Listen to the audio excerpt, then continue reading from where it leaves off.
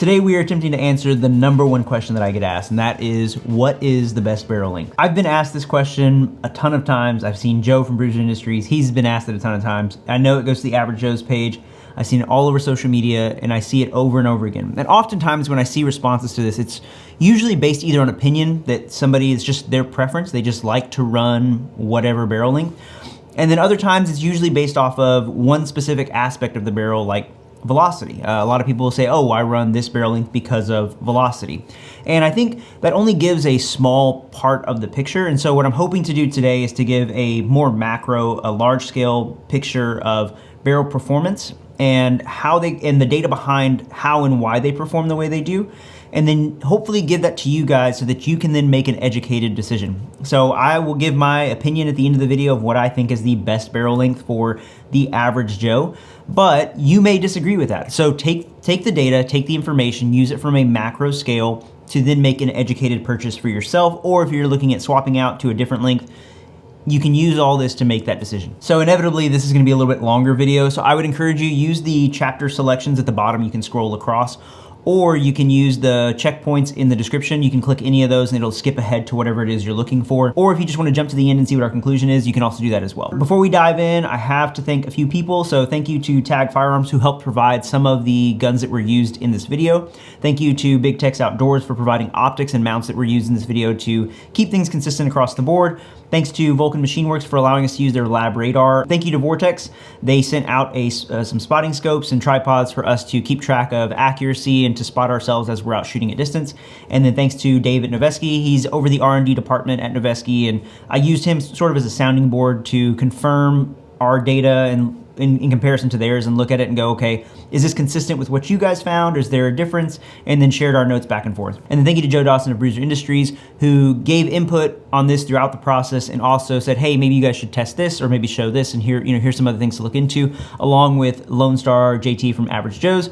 And then finally, thank you to ETTS Gun Range for allowing us to use their facility to film this along with all of our other Average Joe's content. It's where we host our range days, it's where we host our classes. With all that out of the way, let's get into what you guys came here for, and that is, what is the best barrel length? Coming into the test, we know there's a lot of variables that go into barrel performance. You have rifling, you have finishes, you have the barrel profile, you have gas port sizes.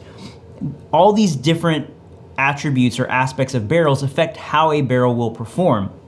So to eliminate as many of those variables as possible, we stuck with one brand of barrels, and that was Noveski. And what this ultimately let us do was that it kept the rifling the same, it kept the barrel finishes the same, it kept the barrel profiles the same, and it kept the theory of gas port sizes the same, because some companies have different theories or ideas in regards to gas port sizes than others. And that can be debated in a whole nother video, but for the sake of this test, we wanted them all from the same brand so that it was consistent across the board. All 4 of these guns also were all built directly by Noveski. None of these are, we didn't take a barrel from this gun or that gun and put it together ourselves. These are all come from the factory, so it's all within their QC spec. They all use the same triggers, and they all use the same optics and mounts throughout the testing. And then whenever we put them in certain positions, whether it was on bags or from a position where we were shooting around barricades, they were all in the same position to keep it as consistent as we could across the board. Additionally, rather than doing the test by myself, I brought in Taylor to compare the data that we collected. And the reason I did that is because as we go through some of these tests, you'll see if I only had a sample size of 1, there could be an error within my abilities or my skill that we couldn't measure. So by using Taylor, we were able to then create trends. By using 2 of us, it made sure that there wasn't like a one-off where it was like, oh, well, just Jimmy got that time. It was like, no, it was consistent. We could identify these trends and go, yes, those trends are consistent across the board, or hold on, there's something going on here, we need to double check that. The first thing we tested was velocity. And the reason we did velocity first is, one, is because the easiest to measure, because it's really simple to set it up. As long as you set it up properly with your lab radar, you can collect your velocities in an accurate manner. So we did that, and I'll put all those up on the screen for you to see. And using all 4 barrel lengths, we also use 3 different types of ammo. So we use 55 grain PMC X-Tac, we use some 62 grain tactical bonded from Federal, and that's actually a duty round from a local law enforcement. And the reason we use that is because we wanted to throw in some sort of a duty round that was also a mid grain. And then we threw in some IMI hollow point boat tail match, some 77 grain, to try to achieve the best accuracy we could, more of like a high performance long range ammo, just to show not only how do the barrels perform across the board as far as in relation to one another, but how do these different barrels perform with different ammos? Because what we know is that certain barrels and certain barrel lengths like different types of ammos. So we went through and tested all 4 barrels with all 3 ammos and collected velocities for all of them, and you can take a look at that here across the board. One of the interesting things to note is that I think there's a common misconception amongst average Joes that velocity is sort of linear, right? So you get this linear progression of velocity as you go up in barrel length, but that's not necessarily the case. We see more of an arc here, so that as the barrel gets shorter, that drop off in velocity gets steeper. Your jump from a 16-inch to a 14.5, the velocity drop isn't as steep as the 12.5 is down to a 10.5. So something to keep in mind, that if we were to throw in like an 8.5 or an 8.3 in there to compare to the 10.5, I think you would see an even steeper drop than from the 12.5 to 10.5. Also interesting, something to note is that the velocities across the board between the 12.5 and 14.5 were pretty close. So that was a interesting find there. I didn't expect them to be that close, but they were fairly close. Right off the bat, as we look at that 12.5, 14.5 comparison, one of the things I hear over and over again is, well, I want a 14.5 or 16-inch just in case to reach out and touch something. Knowing now that the velocities are that close in these 2 specific barrels, it then begs the question, do you really need a 14.5 to reach out and touch something? That's something that we will have to investigate as we go further on. But as you look at the actual velocity numbers, you will see what those velocity averages were. Those are 5-shot groups. And then the little number in the parentheses to the side is how big the spread is. And so that has more to do with the consistency of the ammo than necessarily the barrel, but felt that it should be included for you guys if you're, just for your sake and your knowledge. Taking our velocity data and then moving on to accuracy. So accuracy is a little bit tougher to test simply because it's very largely dependent on the shooter. But the reason we perform the test this way is because it is real world accuracy. We all know that in an ideal setting from a vise or some sort of bench rest where the human error is taken entirely out of it, that you can get some pretty good performing guns. But how well do these actually perform with humans behind the guns? That's what we're looking at. We're looking at trends. And we shot all 3 ammos with all 4 barrel lengths, again, to determine trends and look at how accuracy was affected. As the barrels got longer, they did get more accurate. There was one anomaly that we don't really have an explanation for, and I think it goes back to what we said early on, is that certain barrels like certain ammos, but that also means certain barrels don't like certain ammos. And the 14.5, both Taylor and I, shooting the 55 grain, it just did not like that. Performed great with the 62 grain, performed great with 77, but for whatever reason, it just did not like the 55 grain. So that's something to keep in mind, that as you're doing your own testing for yourself with your barrel or your ammo, something you need to get out and test. Test different ammos, see how it performs, see what it really does. So we'll take a closer look at each one of these, and let's look across the board at the 10.5s, and you can see that when we got to the 77 grain, it was shooting a little bit higher. So for both of us, a couple of those shots are actually off target, but the groups were consistent across there. Then when we jump down to the 12.5, the groups got noticeably tighter. Now there's some human error in there, but looking especially with the 77 grain, looking at how tight those groups got with the 12.5 versus the 10.5, and that's a pretty good improvement. So I would say that if accuracy is a higher priority for you in terms of shooting sub-MOA or having a sub-MOA capable gun, you may need that extra length for the bullet to have more time to stabilize. And I think that's ultimately what it comes down to, because again, we know these barrels are all the same across the board. Same finishes, same rifling, same contour, same just everything across the board. So the only conclusion that I could come to is that the 10.5 maybe just doesn't have enough time to stabilize the bullet to achieve the same level of accuracy. There could be some human error in there, but looking across the board, even looking at the 14.5, looking at how tight those groups got as well, even with the 62 grain. The 62 grain did really well with the 14.5, and then across the board, the 16-inch obviously did the best with accuracy. All those groups for both of us were our best that we had throughout the day, and to confirm that it wasn't a human thing with the 10.5, we went back and we shot the 10.5 again at the end with the 77 grain, and then here's those groups. And so those groups were consistent with what we shot to begin with. So our findings, we feel, are accurate and consistent enough to validate those trends that we noticed. So again, looking at the big picture, you're probably gonna get an increase in accuracy with the longer barrel you go. So the big takeaway that we have from these trends or the data that we collected is that I think it's fair to say that across the board, an average Joe can get behind a longer gun like a 16-inch and with match grade ammo perform better than they would with that same ammo out of something like a 10.5. I think that is a fair conclusion to draw based on what we saw from our targets in our testing. So keep that in mind. Again, if accuracy is high up on your priority list, then you may want to lean or trend towards the longer barrel length like the 14.5 or the 16-inch. But again, looking at the targets, we see that the 12.5 isn't that far off the 14.5. And this is gonna be a common theme that I think you're gonna see throughout this video, but there is a noticeable difference, a noticeable step up from the 14.5 to the 16-inch. Moving on to elevation drop. So we take the muzzle velocity that we got from our lab radars, I input that into the Ballistic AE app to give us an estimated bullet drop in inches across the board out to 1,000 yards. Now I did this with each barrel and each ammo so that you could have a better picture of what that actually, like in real terms of how much bullet drop that is. You can see that here in the numbers, and you can go through the chart, again, it'll be on screen. You can look through this, you can pause and see and determine and get an idea or a picture of how different barrels perform and how they carry that velocity out to distance. Now keep in mind, this velocity is only part of the picture. As we did the accuracy testing before, it's not only is the bullet making it to that distance and how much velocity it has going out to that distance, because that's ultimately giving you a bullet arc. So that's determining how flat your trajectory is of your projectile going out. And then accuracy is determining how consistent that is. Like, are you gonna hit your target? So while what we see here is that the 55 grain across the board has a flatter trajectory arc because it is going faster, it's carrying more velocity, it wasn't as accurate when we shot it out of all 4 barrels. So yes, you're gonna reach the distance, but are you gonna hit the target? So this is where you have to find that balancing act. And looking at the 77 grain, we know was the most accurate, but it didn't necessarily have the best muzzle velocity coming out. And then something like the 62 grain, which actually had our best group of the day, had the worst velocity and had the greatest amount of elevation drop. So taking a look at this in terms of like a visual aspect, created this chart that shows you what the trajectories look like out to 1,000 yards. Now, this isn't a true bullet trajectory, it's just showing how they compare to one another. But if we look across the board, you see at 500 yards, all these bullets are fairly similar. I mean, the groupings are pretty tight with all 4 barrels and all 3 rounds, fairly tight. At 700 yards is when they start to fan out and start to spread out quite a bit. And then out to 1,000 is when they really, really open up, and you're talking about a huge, huge spread there.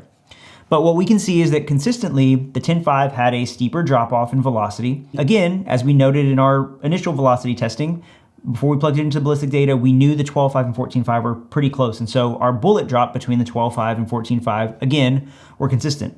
So based on this data, I think there's 2 conclusions that we can draw. One, that if you're shooting inside of 500 yards, any of these barrels would do. 10.5 to 16-inch would be sufficient. It's only when you start to wander beyond that out to 700 and even 1,000 yards that different barrel lengths start to perform better. Now, to put this in perspective of performance, for all the competitions I looked up, the run and gun, the 3-gun, the 2-gun, and any rifle matches that I could find, I couldn't find one that had targets past 700 yards.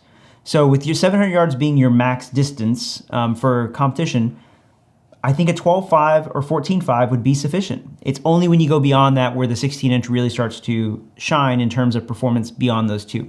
And this is a common theme that we're starting to see, that this 12.5 might be the best kind of all around.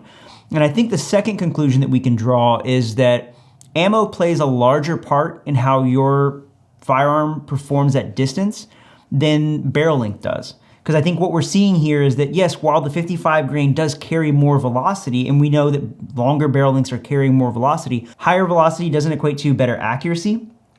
And it doesn't necessarily mean that it's gonna have the oomph when it gets there. And what I mean by that is that one of the things that Bruiser noted was that we have to take into account power factor or kinetic energy that bullet is carrying at that distance. So while the 55 grain is moving faster, it's carrying less kinetic energy with its bullet weight.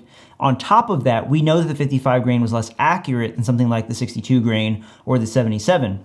Additionally, we have to take into account what that bullet was designed to do at impact, specifically how it transfers that energy. So something like the Sierra Match King hollow point boat tail, or like the tactical bonded 62 grain, is gonna perform really well on impact and transfer that energy really well, even though it might be carrying less energy or might be carrying less velocity than another bullet.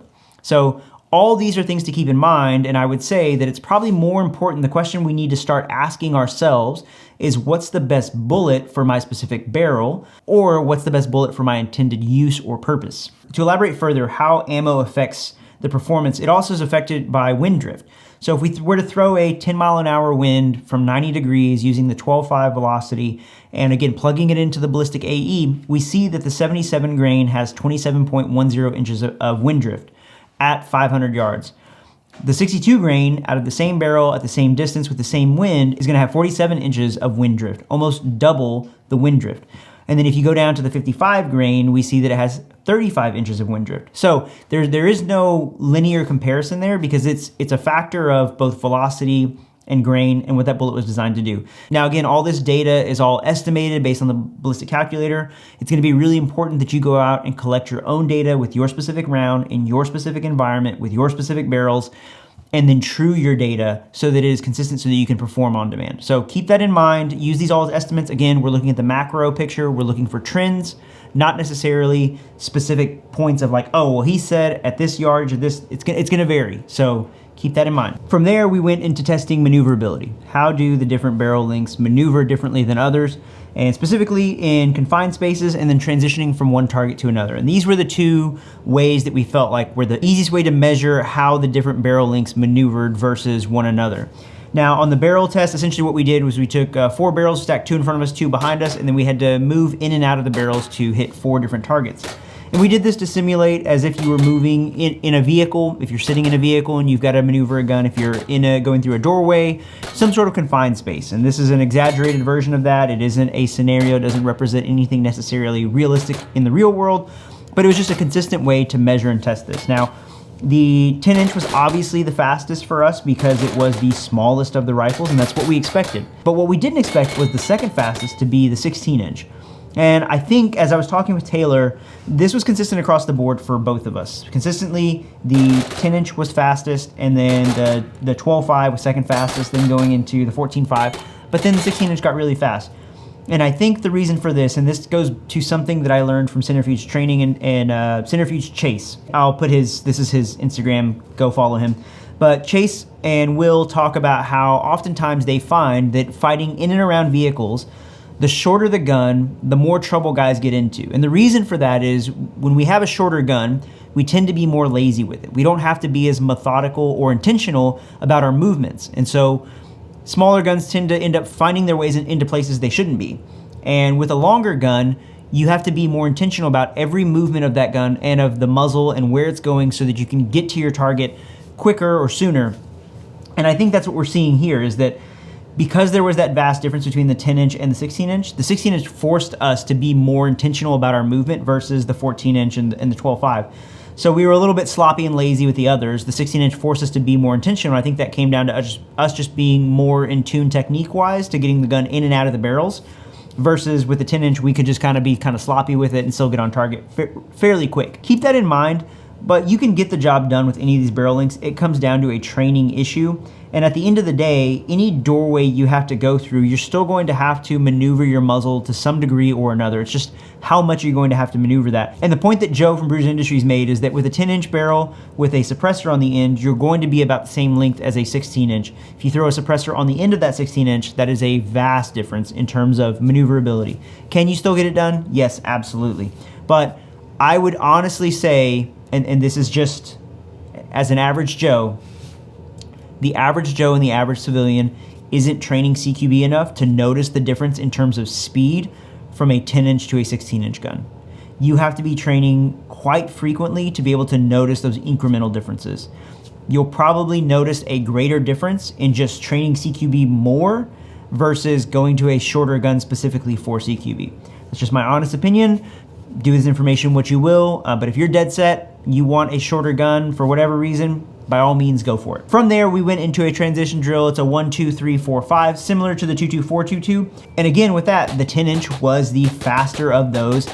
And then second place came in the 16-inch. And I think for this, what we found was that with the shorter gun, and this goes into our next point when we talk about felt recoil, but with the shorter gun, we have more leverage over the front of the gun versus the 16-inch. Now, typically 16-inch guns, 18-inch guns shoot better in competition. The longer barrel, it's easier to transition and move. But in this particular drill, we had more leverage over the 10.5, and I think Taylor and I agree on that, is that the extra leverage allowed us to move quicker and get on target faster versus the 16-inch. So yes, again, in these close quarter distances, using the 10.5 was the fastest. The shortest barrel was the fastest, but it wasn't, again, it wasn't a linear where it was like 10.5, 12.5, 14.5, 16. It was 10.5, 16-inch. And again, I think there's a nuance there of the balance between leverage over a gun and then how that gun performs, because the 16-inch gun shot better than the 10-inch. It shot much flatter than the 10-inch, and I think that's why the 16-inch came in second to the 10.5. So keep that in mind, right? Again, these are all factors that go into determining what it is we want and what we intend to use it for. But taking that data and then moving on to felt recoil, there's a lot of things that go into felt recoil, and leverage is one of those, right? You have the weight of the gun, how far it is out in front of you. For somebody like me who has shorter arms, I have better leverage over a 10.5 than I do over a 14.5, simply because I can reach further out more comfortably, hold that position longer, and be on the gun in a more natural position, and that just works better for me. For you, it may be different. Somebody like Taylor or Brandon, who are taller, who have a little bit longer arms, they can reach out, they can really get on the front of that gun. Even like Price. Price is a large dude, he can get on a 16-inch gun and be out by the muzzle and have much better leverage over that gun than somebody like me. Now that leverage advantage will go away if you throw a suppressor on the end of that. It will also be altered if you're running lights, a laser, what optic, all of those change how the gun balances in your hand. And at the end of the day, it's really not that much weight, but just keep that in mind. It does play a little bit of a difference. The other thing that affects felt recoil is going to be the gas port size, the gas tube length, what buffer system you're running, what ammo you're running. All those are going to affect the felt recoil impulse. And there isn't a good way to measure recoil versus just felt recoil impulse. Obviously, all those affect dwell time, and dwell time is going to affect what that feels like as it's cycling back. But the 16-inch did feel like it shot better because we have a longer gas system, longer dwell time. We have more weight at the front of the gun. We have better leverage, and there's more weight at the front to offset the cycling of that BCG and the buffer at the back of the gun. So all these affect, how quickly your follow-up shots go, how accurate they are, the confidence you have in maneuvering that gun. So those do play a factor. Although it's not as scientific and it's not as an easy thing to measure, it still does play a factor in your ability to shoot your gun with speed and accuracy. So just take that into account. And again, this is one of those things where the balancing point for me would probably be that 12.5, because it's still small enough when I throw a can on it where I don't feel like it's overbearing working in and out of a doorway or around those barrels, whatever the situation may be. But for somebody like me, putting a suppressor on the end of even a 14.5, even if it's a K can, feels incredibly long. And it feels very cumbersome for someone like me to use. And I don't train enough to notice the difference, if I'm honest, in regards to CQB. So it's one of those things where it may just be a moot point. But just keep that in mind for you specifically, your intended purpose, how those factor into what it is you intend to do, what it is you want to do, and then finding what works best for you out of your barrel options. There's a few caveats that we have to hit on, and we've already touched on some of those, but number one is going to be caliber. So in terms of barrel length, you're going to get more out of a jump of, say 10-inch to a 16-inch barrel from a 5.56 gun than you are going to out of a 300 blackout, right? So if you got a 10-inch 300 blackout and you go to a 16-inch 300 blackout, you're not going to see those same differences there. In the same way that when you go from like a 16-inch to an 18-inch in 5.56, you're not going to notice the same jump as when you go from a 16-inch to an 18-inch 308 gun. Again, keep all these factors in mind. We specifically kept it to one ammo, but it will vary based on caliber that you're shooting. The other thing to keep in mind, and we've talked about this a lot already, is ammo. So what ammo are you running is going to play a big part in what barrel length is best for you. One of the things, again, that Joe from Bruiser Industries notes is that when we go out to train, we typically shoot our 115 grain, 147 grain, whatever it is, our match ammo, our gamer ammo, whatever it is. And then when we go out to EDC the same gun, we put in a different ammo that's designed to perform in a different way. So we need to have that same conversation about our rifle ammo, because a lot of guys just carry their 55 grain, what they use on range is the same thing they carry as duty ammo, or they're carrying some green tip, 62 grain, whatever. So we need to start factoring in how ammo performs with our specific barrels and look at the combination of how barrel and ammo perform together. So it's no longer what is the best barrel length, but what is the best ammo for my intended use. paired with what is the best barrel length. The third thing is going to be suppressors. Suppressors are a bit of a black hole because with each suppressor manufacturer, they may have 3 or 4 suppressors that fit the caliber of gun you're shooting. So you have to take whatever barrel length, you're trying to determine barrel length, you're trying to determine barrel manufacturer, you're trying to determine ammo, and you're trying to determine which suppressor works best with all of those. And there's so many variables, there's no easy way to test that. But just keep in mind that suppressors will affect the pressure coming out of your gun.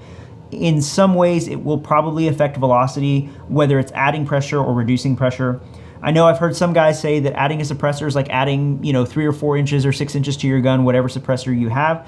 And that while that is true to a degree, it's also not true, because when you take the 10-inch barrel and then you have a 10.5 barrel and then you add a 16-inch barrel, you're getting 5.5 inches of more stabilization of rifling out of that barrel.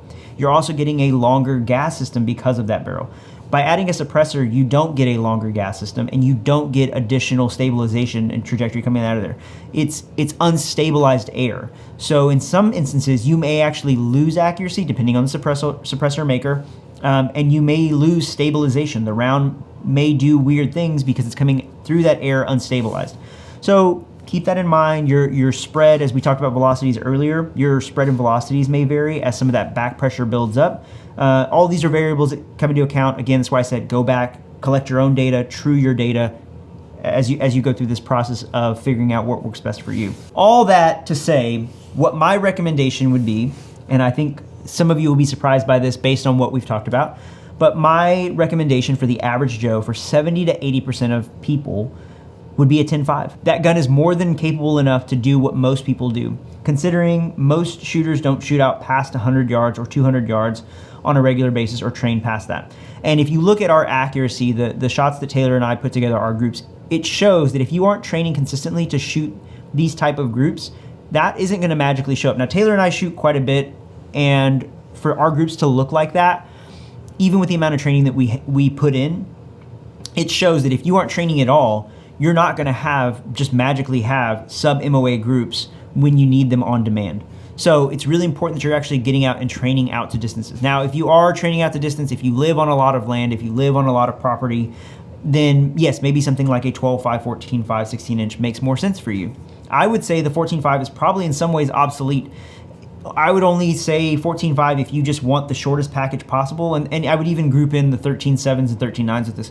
I would only say those are necessary if you want the shortest package possible while still running a buttstock in terms of legality from the ATF or whatever city or state you live in. But outside of that, based on the data that we collected, the 12.5 performs close enough to that in terms of velocity, and the accuracy is right on par with it, where I don't feel like I'm losing anything with that 2 inches going to the 14.5. Now the 16-inch, again, we did have that noticeable difference. So if you're living out in a rural area, if you're up in the woods in the Pacific Northwest, or maybe on the East Coast somewhere, or maybe you're out in the sticks down in the South, then maybe that makes sense for you to have a 16-inch barrel gun where you have to reach out to distance, because what's most likely is, you're gonna have to kill some animals or somebody coming onto your property or whatever it may be, and it's not necessarily gonna be those close encounters.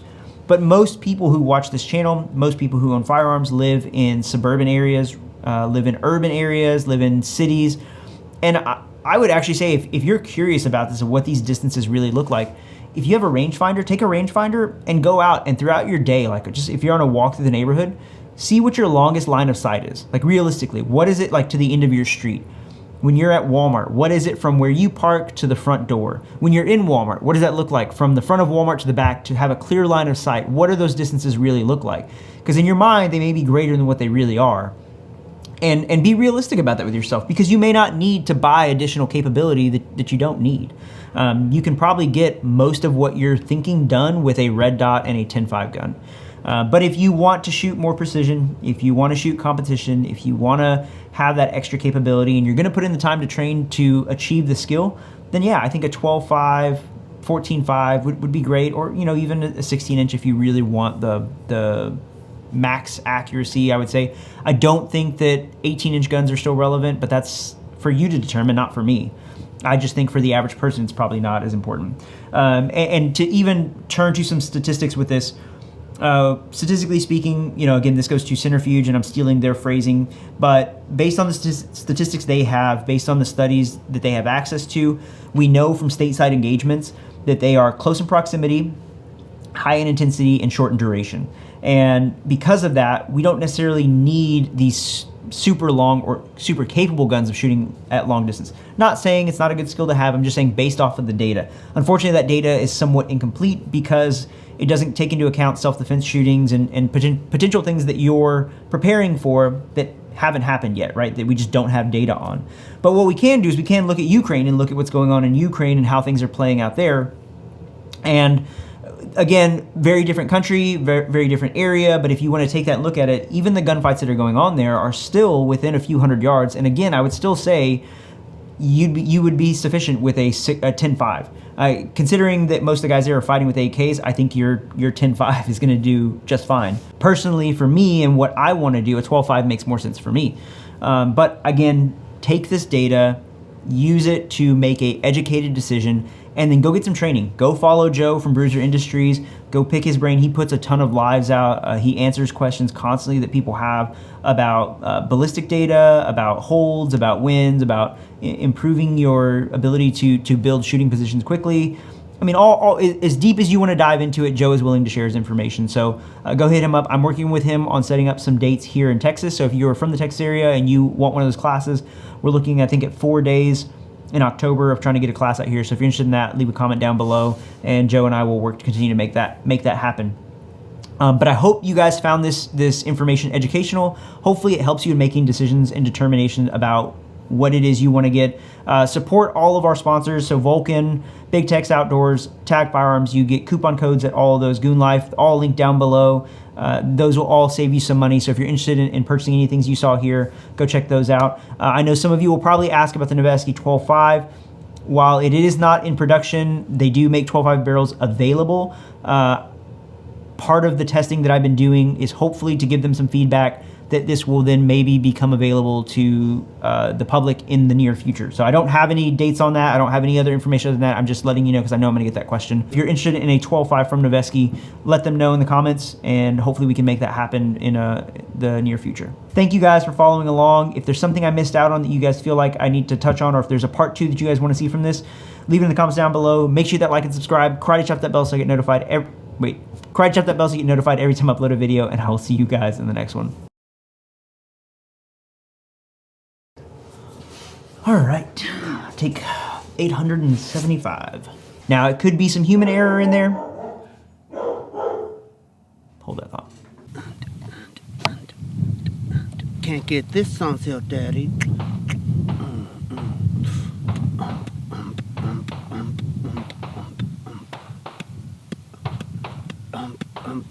If you want to see more OF/Possum Puncher.